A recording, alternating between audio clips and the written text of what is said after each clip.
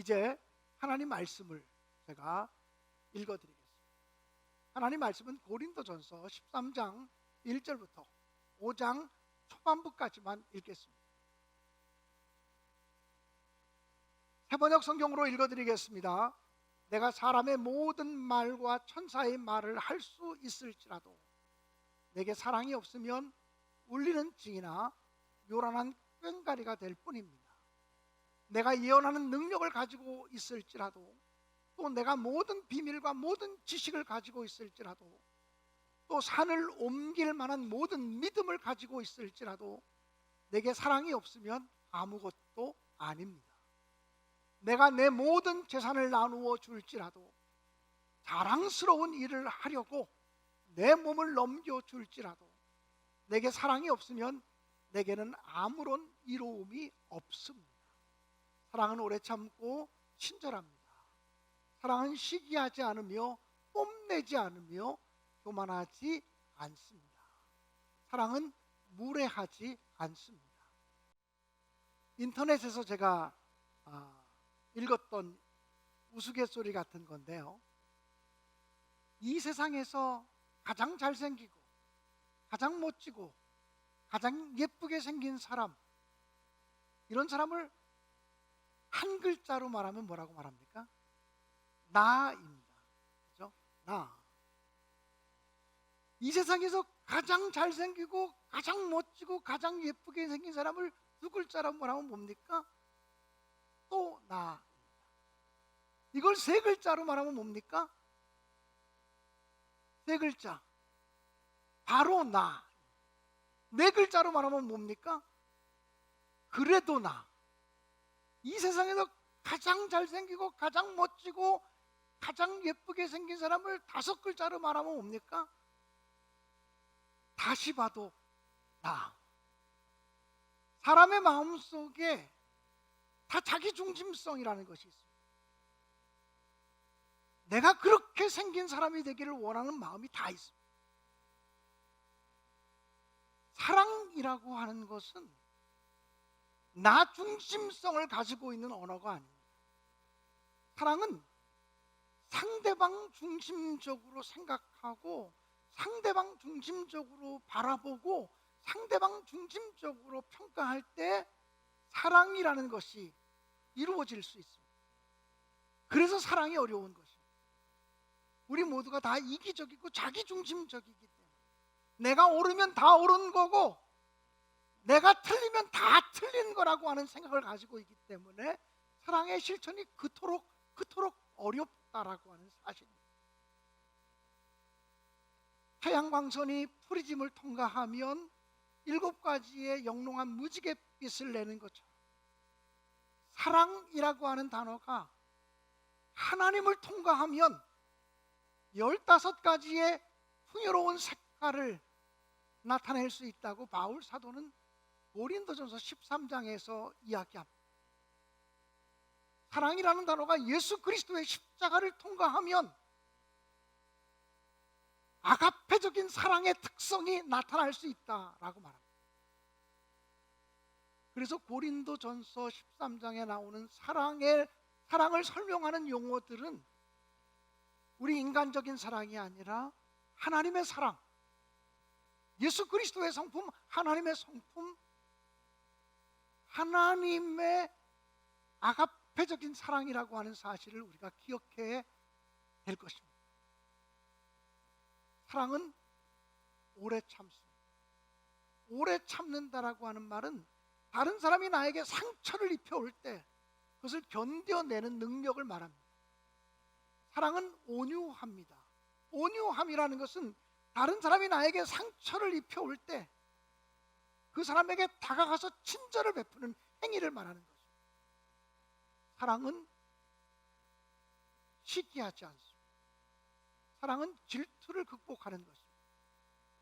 시기하지 않는 사랑을 하려면 다른 사람을 축복하는 마음을 가져야만 합니다. 계속해서 오늘 성경 본문은 사랑은 자랑하지 않습니다라고 말합니다. 사랑은 자랑하지 않는 것이랍니다. 지금은 고인이 되셨지만 연세대학교 교수였던 마강수 교수가 쓴 글 가운데 그 수필집에 개미라는 글을 읽은 적이 있습니다. 어떤 사람이 유명한 사람이 되고 싶었어요. 어떻게 하면 내가 유명한 사람이 될 수 있을까? 다른 사람들이 하지 못하는 일을 나만 할 수 있다면 내가 유명한 사람이 될 수 있는 것은 아닐까 생각했어요. 그래서 그 사람은 개미를 자기가 훈련시키겠다고 생각을 했어요. 여러분, 개미를 훈련시킨 사람 본 적이 있습니까? 이 사람이 개미를 훈련시키겠다고 생각을 하고 개미를 잡아다가 날마다 아침부터 저녁까지 개미를 훈련시켰어요. 그 집안 사람들은 이 사람이 미쳤다고, 제정신이 아니라고 하루 아침부터 저녁까지 개미만 생각하고 개미하고만 놀고 있으니까 제정신이 아니라고 정신병원에 입원까지 시키기도 했어요. 그러나 이 사람이 포기하지 않고 7년 동안 개미를 훈련시켰어요. 드디어 그 사람이 훈련시킨 그 개미가 그 사람이 얘기하면 일어나서 막 춤을 추기 시작합니다. 개미가 춤을 추다니요. 기가 막힐 일 아닙니까? 이걸 알려야 되겠어서 어떻게 연결이 돼서 방송국에 알리게 되었고, 그 사람이 방송국에 가서 기자가 보는 앞에서 자기가 훈련시킨 개미가 춤추는 모습을 보여주기로 했습니다.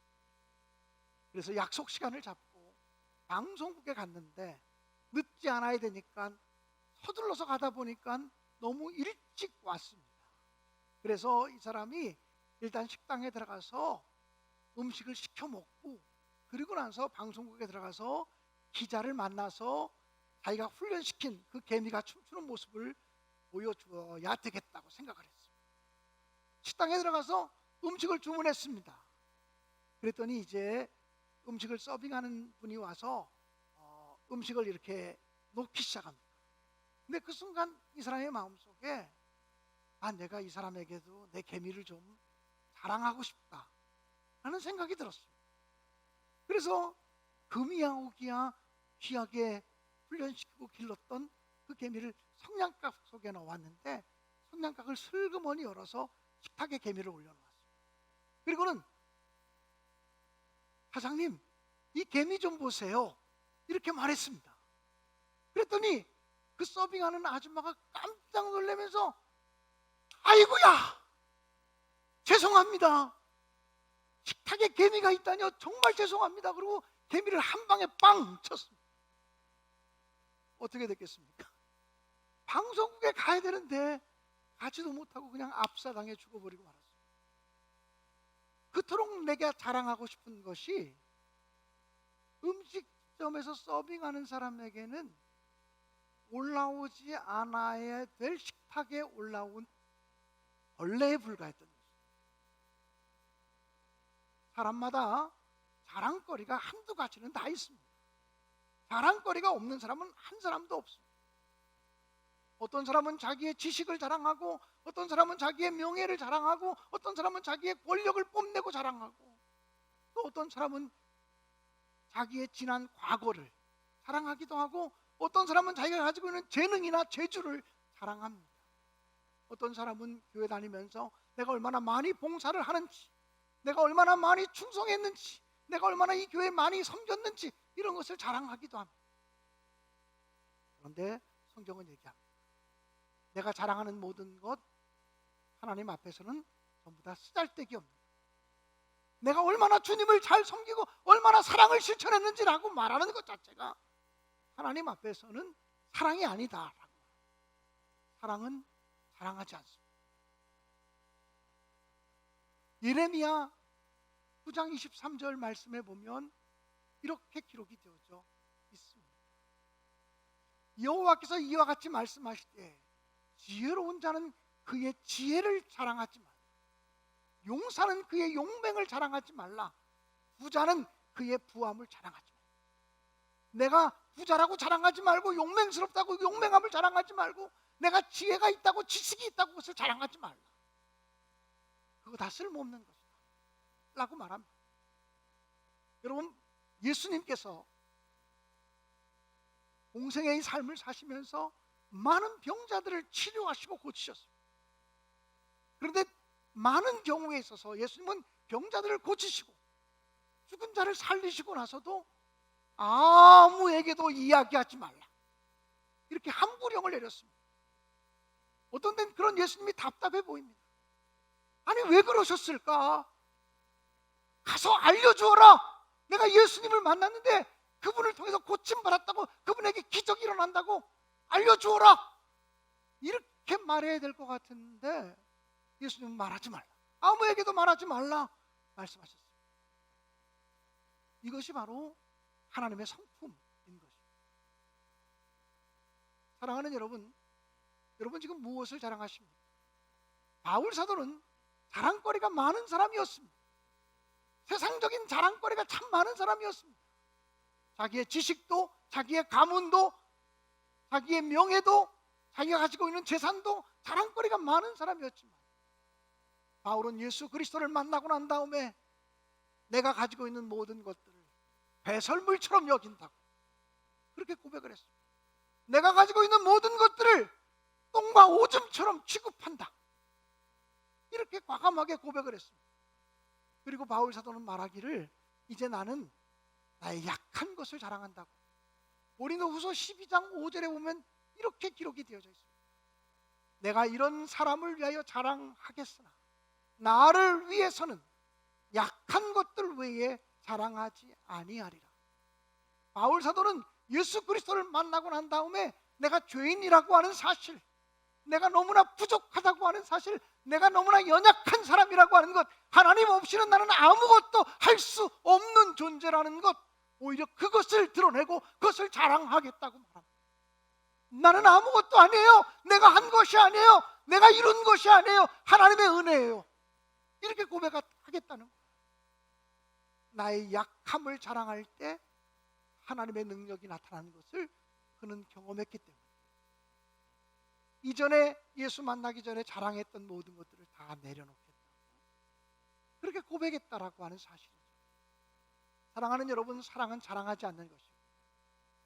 오늘 여러분의 모든 자랑거리들을 주님의 십자가 앞에 내려놓고 자랑하지 않는, 뽐내지 않는 그런 사랑의 실천자가 되시기를 주님의 이름으로 간절히 축원합니다. 또 바울 사도는 고린도전서 13장에서 말합니다.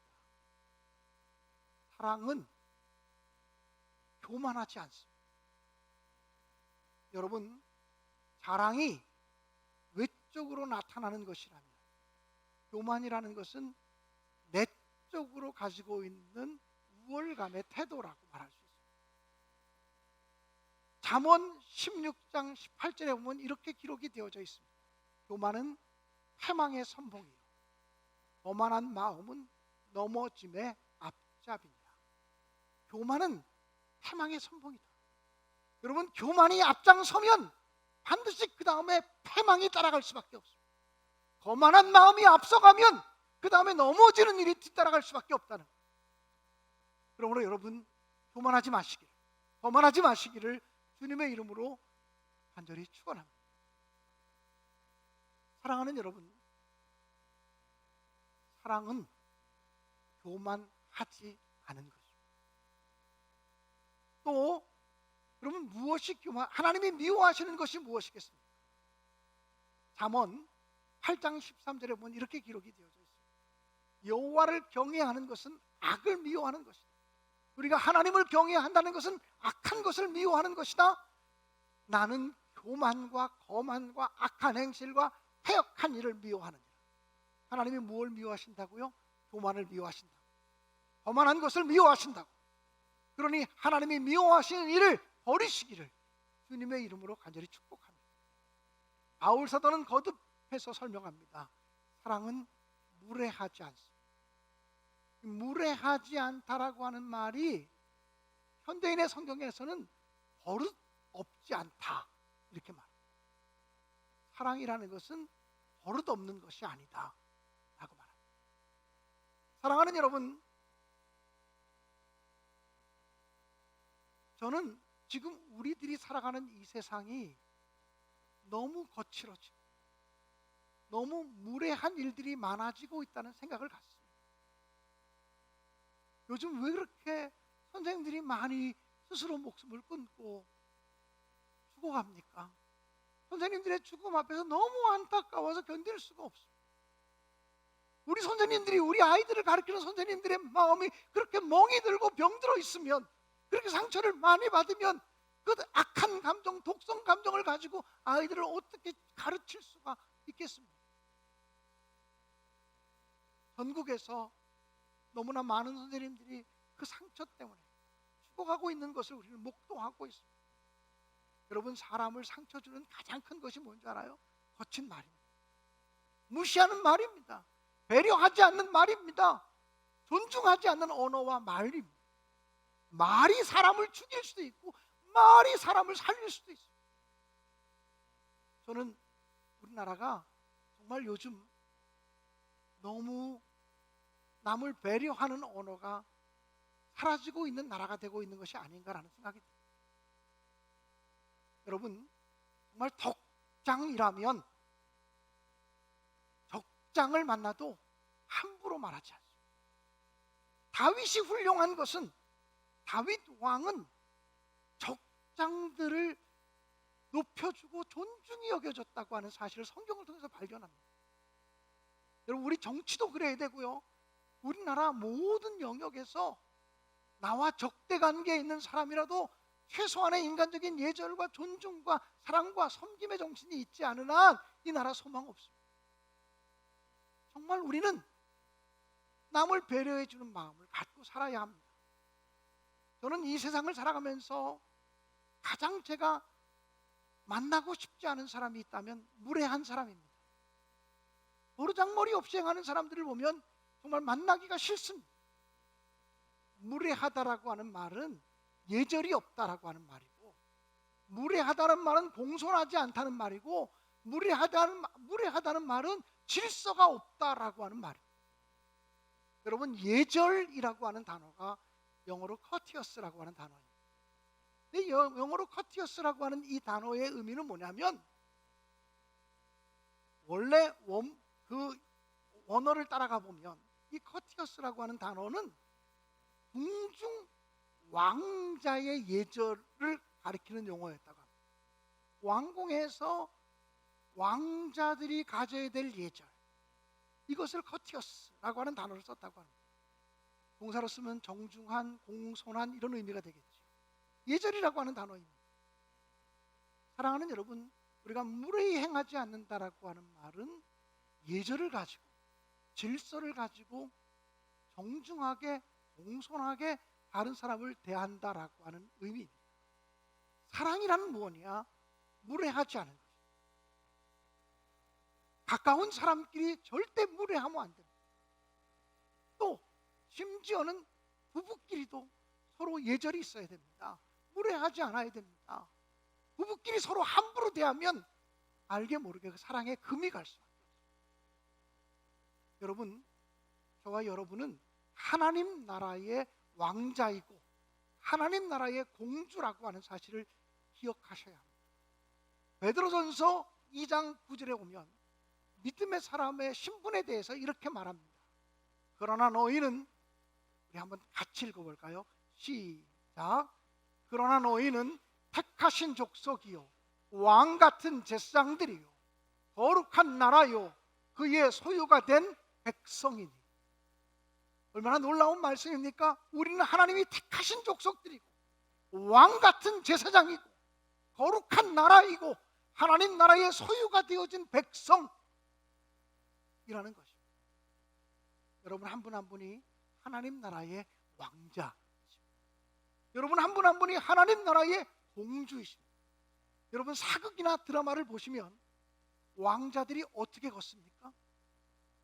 공주들이 어떻게 걷습니까? 왕자들이 어떻게 말합니까? 공주들이 어떻게 말합니까? 왕자가 어떻게 다른 사람을 대합니까? 품위 있게, 무엇이 있지 않습니까? 우린 그렇게 살아가야 될 사람입니다. 하나님 나라의 왕자이고 하나님 나라의 공주이고 하나님 나라의 왕 같은 제사장이기 때문에 세속적인 예절을 가지고 살아갈 사람들이 아니라 하나님 나라의 예의를 가지고 살아가야 될 사람들. 오늘 예배 끝나고 나가실 때 왕자처럼 인사하시기 바랍니다. 공주님들처럼 좀 인사하시기 바랍니다. 하나님 나라의 왕 같은 제사장처럼 품위 있게 행동하시기 바랍니다. 우리 신내교회가 사랑으로 충만한 교회가 된다라고 하는 것은 품위 있는 언어, 품위 있는 인사, 품위 있는 태도, 이런 것을 갖는 것을 의미합니다. 아, 내가 신내교회만 나갔다 오면 품위가 있어져. 내가 정말 하나님 나라에 살다 온 것 같아. 이런 느낌을 가져야 되지 않겠습니까? 사랑하는 여러분, 목사는 목사로서의 예절이 있습니다.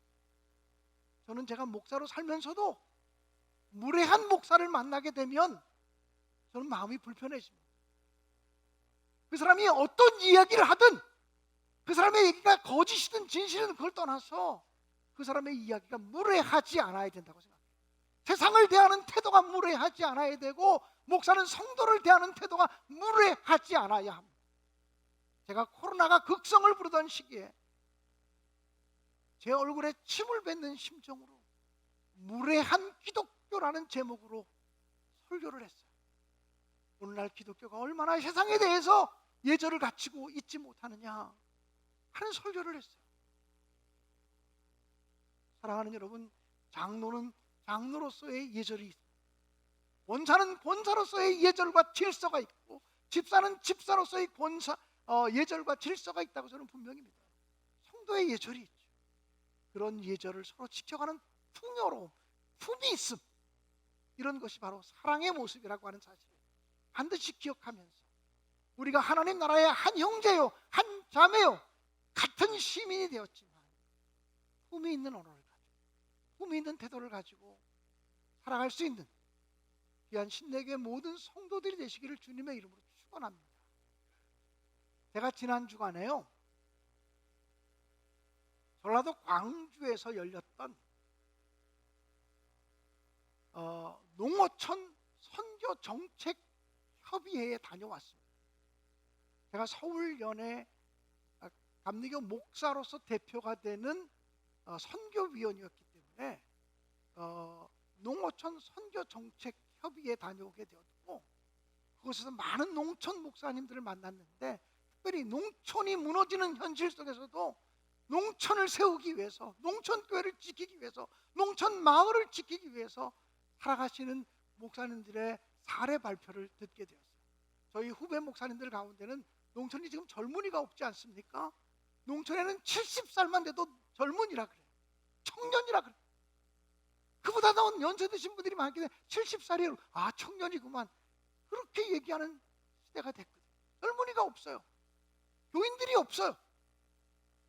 그래서 제 후배 목사님들 가운데는 그 마을의 이장을 맡은 목사님들이 많아요. 마을 사람들이 찾아서, 목사님이 우리 마을 이장이 좀 되어주세요. 아니, 목사가 무슨 이장입니까?